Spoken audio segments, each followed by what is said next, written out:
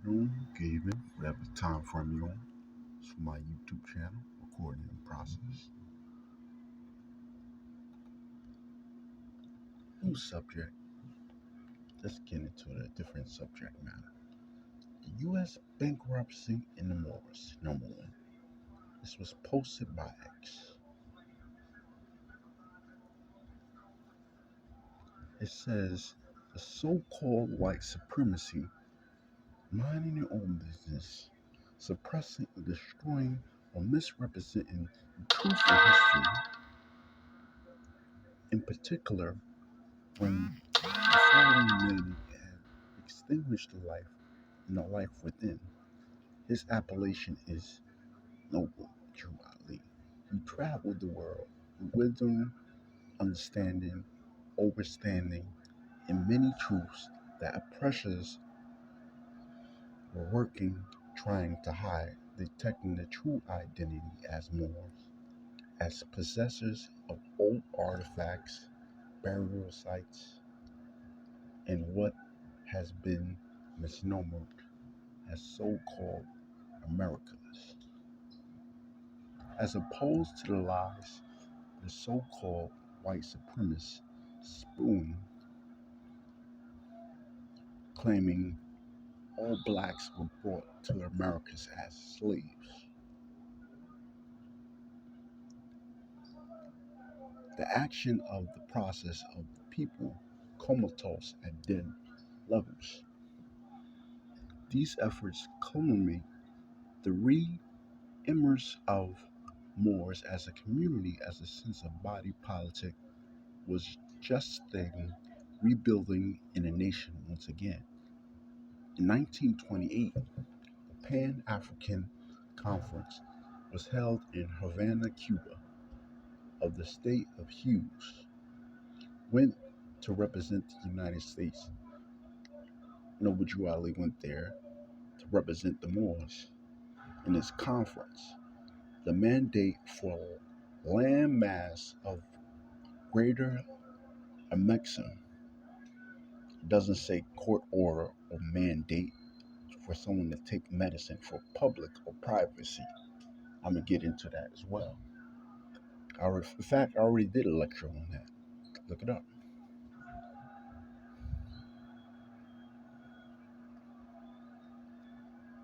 One's body has nothing to do with someone's perf- public or private emergency.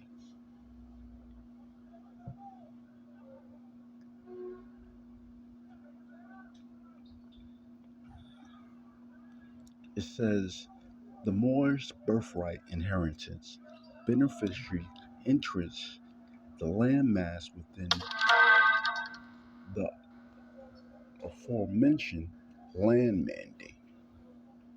Again, showing the mandate again. Has nothing to do with a mass mandate or mandate for somebody to take medicine or a mandate or somebody to take court order. So therefore, it's not the so-called white community doing that. It's the so-called conscious community as well. It said, fortunately, natural laws govern all events made to move Noble Drew Ali and putting things into motion that scared the banksters because land and labor is where all the wealth is. From in the carnal, Noble Drew Ali yanked all the land from the so-called Alaska to the so-called Argentina out under them. Even though we, the Moors, as a community, were mentally comatose at the time the international banksters recognized the potential for our instant return to the global scheme existed. The international bankers recalled all the loans in a panic to put a squeeze on the stock market when it collapsed 2 months ago.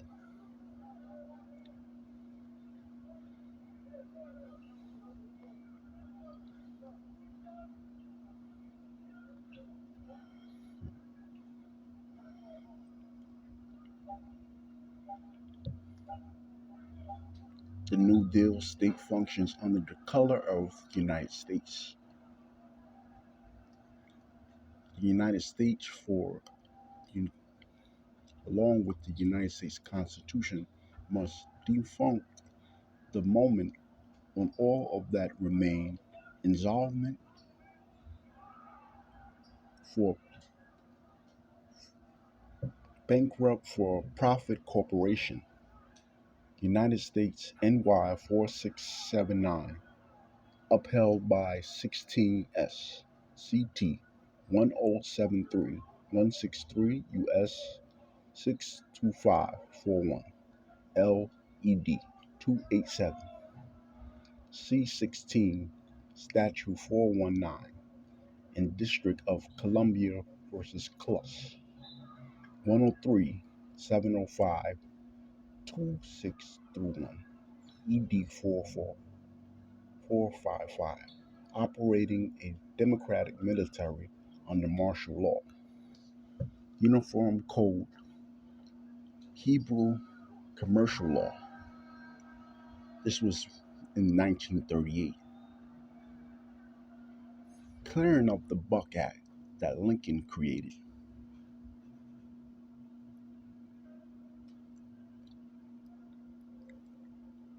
To defunct the state's sovereignty and republic.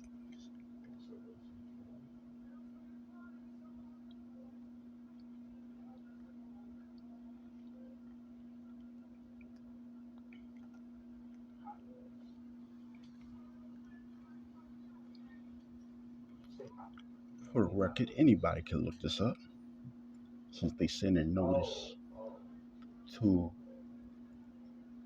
a storage center. Now I have to clear this for the record. It says Abdul Kawi versus 149 Watkins. Anybody can type this in any database. Kings County Estate. Verdict in declared, won in Supreme Court. It says plaintiff recovery of 8,420.91 for medical expenses, past and future. Lost earnings 4,649 for lost pension. The second thing that came up is Watkins versus United States Supreme Court law. Late of Marshall United Sureties. Let's click on them and go through them. It says United States of Maryland Watkins are late Marshall sureties of the bond.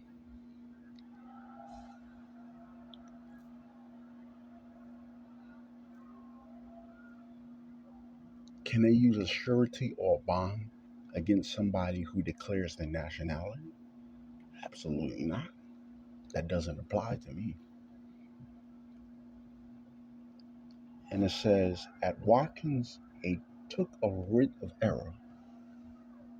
Persons accountable for public money, if they neglect to pay the sum or balance due to the United States upon the accounts, are liable for amount. So if you present for the record the true bill, and there in fact is no bill, can somebody compel you to pay a bill in which they make more salary for? Absolutely not.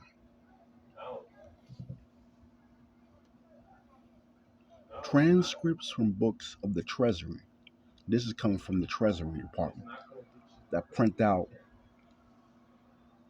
Federal Reserve notes, also responsible for the gold and silver.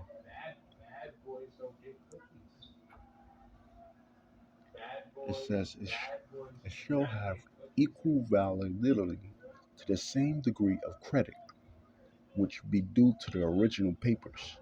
If produced and authenticated in court, judge is required to be rendered unless and upon,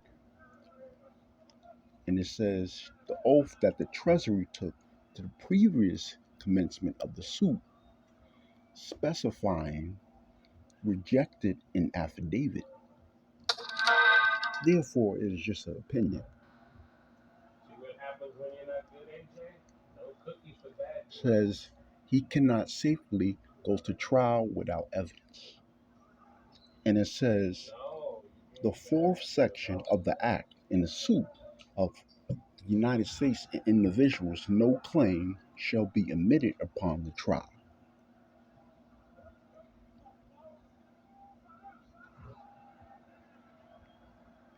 So there's a difference between the Creator's will, the free white person's will, and someone else's will.